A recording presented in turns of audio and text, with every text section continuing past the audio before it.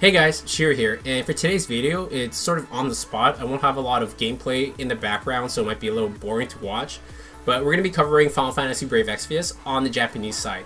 Now, if you're a global player, I would say stick around, listen to what's happening on the Japanese side, because this is very much going to be affecting on how you're going to be perceiving the game from now until we get this sort of update. Albeit it'll be about 8 months or so, but it's very important that you are aware that this is happening. So what am I talking about? First is going to be weapon enhancements, not too big of a deal. What's the big issue here is the 7-star upgrade that the Japanese side will be getting at the end of this month. Now, just to go off to the 7 stars first, why a lot of people are worried about this is because only 5-star units can become 7-star units, and that itself, if it was just like that, would have been totally fine. But the requirement is you need 2 of the same 5-star units to actually get them to 7-star. So hearing that off the bat, you're already alarmed, worried, and I already have a minimal amount of 5-star units. Getting the same one twice, that's a little iffy, right?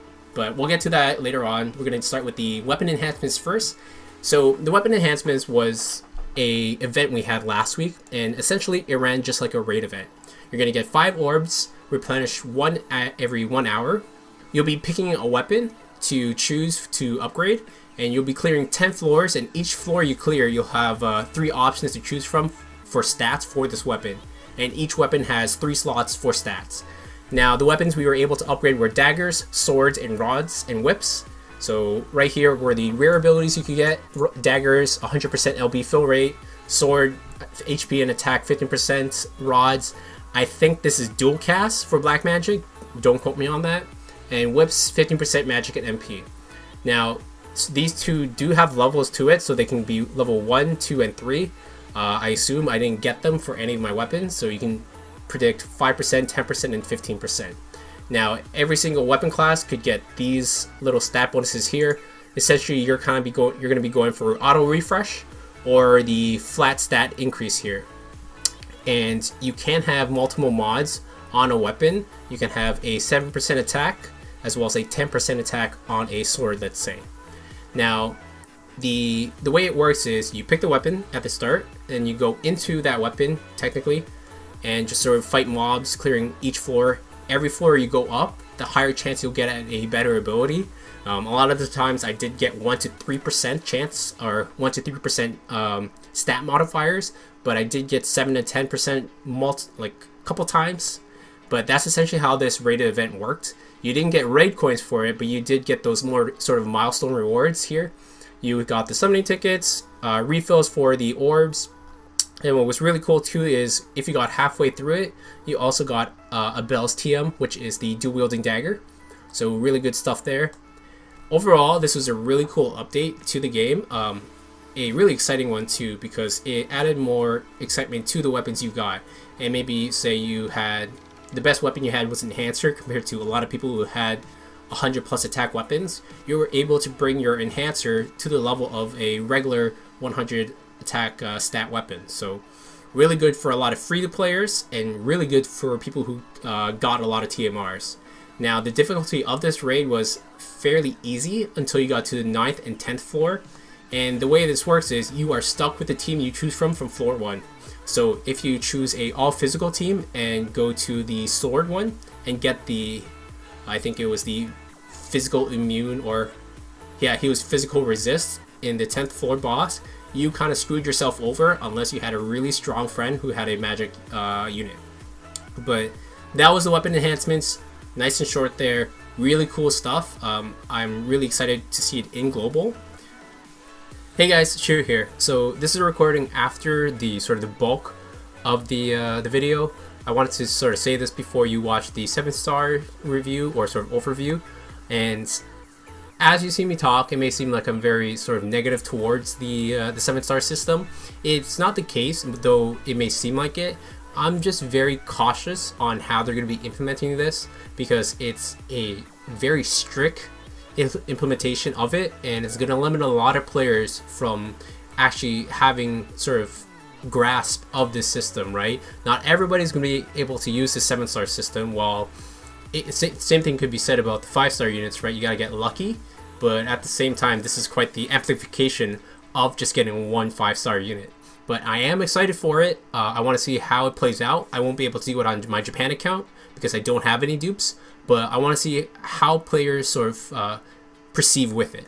But back to the video. Now let's get to the meat of the things here, and that is the 7-star units in Japan. I may seem a little down when I'm talking, sorry, because I am still sort of trying to process this update, because it has me excited, but it's 30% excited, 70% worried on how it's going to be implemented. Not because, well, one of the reasons is because, you know, that strict requirement of having 2 of the same 5-star bases, but also what it's going to be doing to team comps and how it's going to be sort of affecting player morale. Now, we're going to go over what the 7-star system is first, and then kind of have a little conversation on how it's going to be disrupting the game. So 7-star system is, how you're going to get a 7-star is you're going to convert one 5-star base into the awakening crystal, and then you're going to feed that awakening crystal to that other 5-star. So say you have 2 lightnings, make the lightning a crystal, feed it to the other lightning, boom, 7-star. And when they get a 7-star upgrade, they also get something called a Super Trust Mastery. Really dumb name, but it's essentially a more powerful Trust Mastery than the 5-star base. Now, when you're in 7-star, your max level unit is 120. You get a stat pot limit increase, which is absolutely huge, since, you know, that 300% attack cap, or for any stat, is essentially much more potent because you can add more stat pots to your units. Your LB level goes up to 30, up from 25, I think so. New abilities, of course, Super TM, and when you equip the Trust Mastery of that unit onto the unit, they also gain some ability from it. Now, they have an example here for Lightning. So the Trust ability for Lightning is 80% attack, true dual wield, and damage up on crushing blow. So when you have her equipped with her Aurora Scarf. Now, changes to Lightning 7-star is passive when equipped with her Scarf. I'm assuming that's what that is there. ST nuke, so single target nuke, and single target nuke plus self buff all stats, and a bunch of base stat upgrades here. To go off on why I'm sort of worried for the 7-star units is the requirement for getting the Super TM is quite strict. You're essentially going to be feeding a unit the same 7-star to get that Trust Mastery. So here you'll need to fuse 2 7-star units into it to basically get their Super Trust Mastery, which is already a strict requirement and gate to get that sort of power creep from their Trust Mastery. You can't farm it with just, you know, Earth Shrine 1/1. You can't feed it Moogles.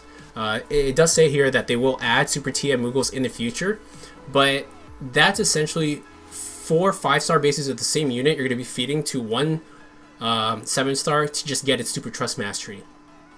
And, you know, them adding Super TMs in the future is going to be great, but if they're limited, like as limited as the Moogles are in events right now, you're basically essentially thinking of 40% every month to get the Super TM. Quite the big gate for an item. Now, obviously the biggest thing here is getting the same 5-star unit to get a 7-star. Now, to put it in perspective, Global and the Japan side of FFB is very much different in how we get Lapis and how we get tickets. In Japan, getting Lapis is a lot easier. You know, you hear it from players all the time, and it's a fair argument against Gumi because, say like our previous story events, each stage gave about, let's say, 200 Lapis with about 7 stages, and that's essentially almost 1,500 to 2,000 Lapis from a single event.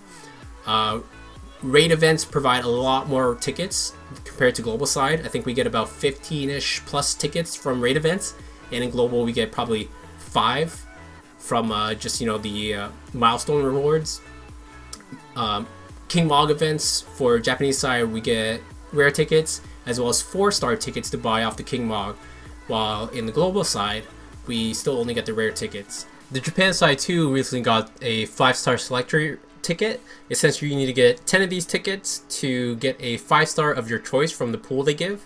From what we know, we get 2 per event, so we need 10 of them. So essentially, think about 1 5-star every month. Getting 5 stars is a lot easier in the Japanese side. There is that argument that Global is a year behind of the Japanese side, and whenever I see people sort of go against Gumi for, you know, some of these updates, I like to remind them that we are behind by a year. But in this case, it doesn't really apply because the way that Gumi's been doing updates for this has been very, very slow. And stuff like the 3% rainbow drop chance should have been implemented several months ago. And every month, every day that Gumi delays that is bringing players back more and more on the potential 5 stars we're going to be needing for this future update. It's not like I want to bash Gumi on this a lot, just because I do love Gumi, but the way they've been updating has been very lackluster. And to put it in perspective, like I said, the longer they sort of delay updates for stuff like 3% rainbow chance, more lapis from events, more tickets from events.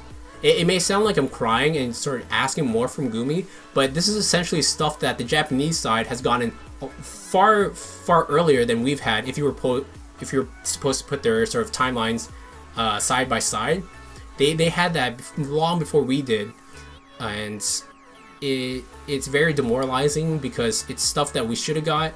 And it's robbing from the players playing the game, paying for the game.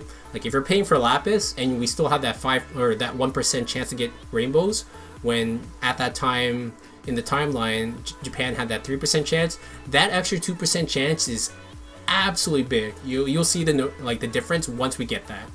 So that's just a little rant I had. Sorry, a little rant I'm just having about that. You know, the longer they delay this, the more that the players are going to feel it later on. Now, what has me worried about more for the 7-star update is the viability of 3 and 4 stars. So, of course, not everybody's going to have multiple 5-star units to bring to 7-star, but 3 to 4 stars are going to get, as the game goes on, weaker and weaker in a sense, unless, you know, the newer 4 stars and 3 stars are much more powerful and comparative. But essentially, a lot of the times we are just grabbing those units just for trust mastery. So I do want to see Elim do something to 3 and 4 stars. Maybe increase the stat cap we have of 300% to 400%. Obviously, they could probably limit that to the 3, 4, and 5-star bases and not to the 7 stars to sort of prevent them from getting even stronger.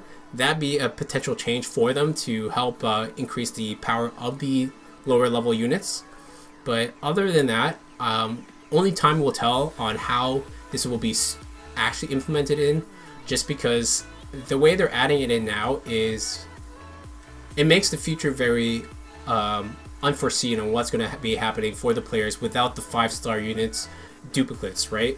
I have a lot of 5-star units in my Japan account because, you know, a lot of lapis, a lot of tickets, but I don't have a lot of dupes. I don't think I have any dupes.